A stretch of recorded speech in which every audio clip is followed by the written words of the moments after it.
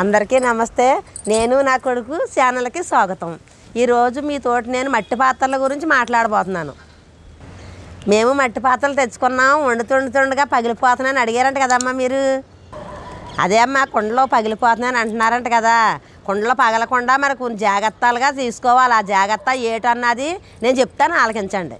ఆ జాగ్రత్తలు ఏటో అన్నది ఇప్పుడు నేను చెప్తాను. నేను చెప్పినట్టు మీకు చేస్తే మీరు నేను చెప్పినట్టుని కుండలు పగలవు.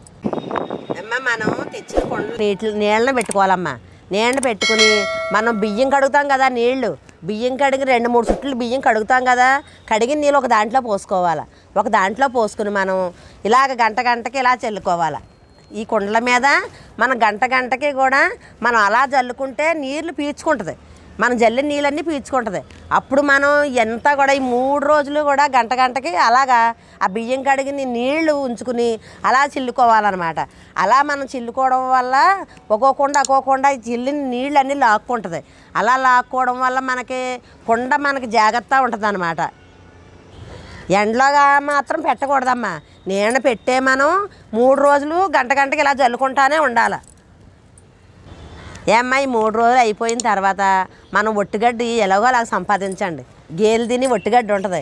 ఇంత ఒట్టిగడ్డి తెచ్చుకుని మనం ఇలా చుట్టుకుని చేతికి సరిపడగా పెట్టుకుని ఏమ్మా, మనం లోన శుభ్రంగా మనం తోముతుంటుంటే మట్టి వస్తుంటుంది అనమాట. మనం జాయిగా పెట్టి తోమాల. లోన బయట శుభ్రంగా జాగ్రత్తగా తోమాలన్నమాట. అలా తోమి కొలిది మట్టి వస్తుంది. నల్లకొండ అయితే నల్లమట్టి వస్తుంది, ఎర్రకొండ అయితే ఎర్రమట్టి వస్తుంది. అలాగే మనం జాగ్రత్తగా తోముకుని శుభ్రంగా దిక్కులు పెట్టుకుని జాగ్రత్తగా కడుక్కుని నీళ్ళ మాత్రం బోర్లించుకోవాలి. కుండలో తోమేసిన తర్వాత పక్కన ఆరబెట్టారు కదమ్మా. ఆరబెట్టిన కుండలు ఏం చేస్తారంటే మనం ఒక వారం రోజుల పాటు మనం నూనెతో వాడకూడదు. ఏంటంటే అన్నం వండుకోవడం, ఏమో పాలు మరగబెట్టుకోవడం, చారు పెట్టుకోవడం, ఇలాగ ఇటువంటివన్నీ చేస్తుండాలన్నమాట.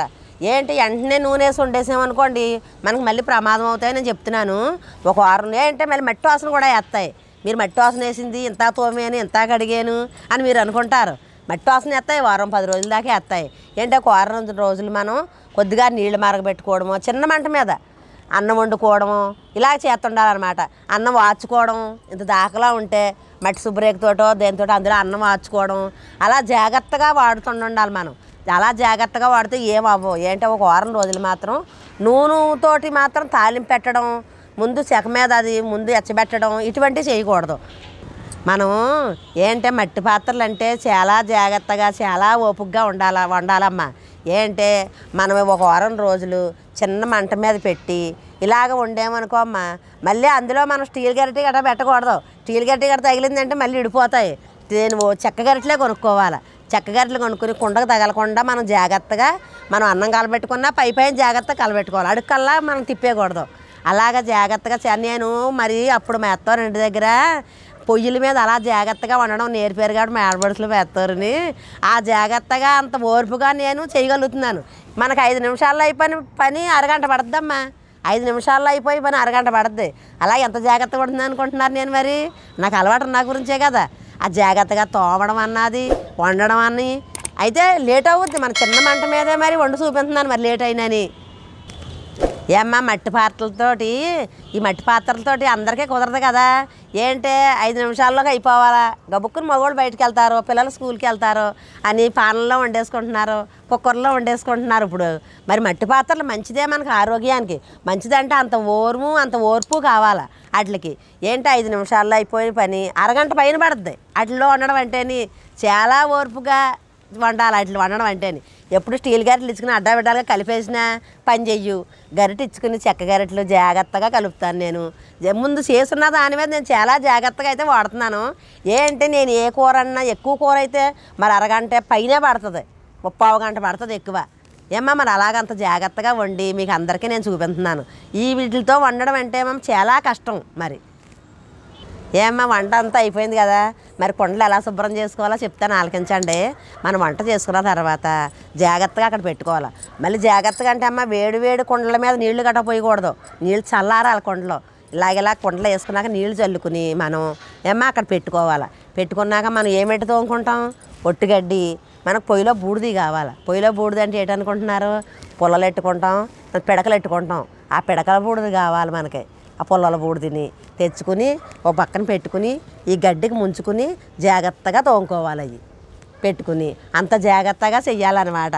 ఓర్పు కావాలి బాగా కుండల్లో వండడానికి. ఏమ్మా చాలా జాగ్రత్తగా చెయ్యాలన్నమాట. అలాగమ్మా నేను చెప్పినట్టు ఈ బుడుతోటి గడ్డి పరకతోటే పామాల.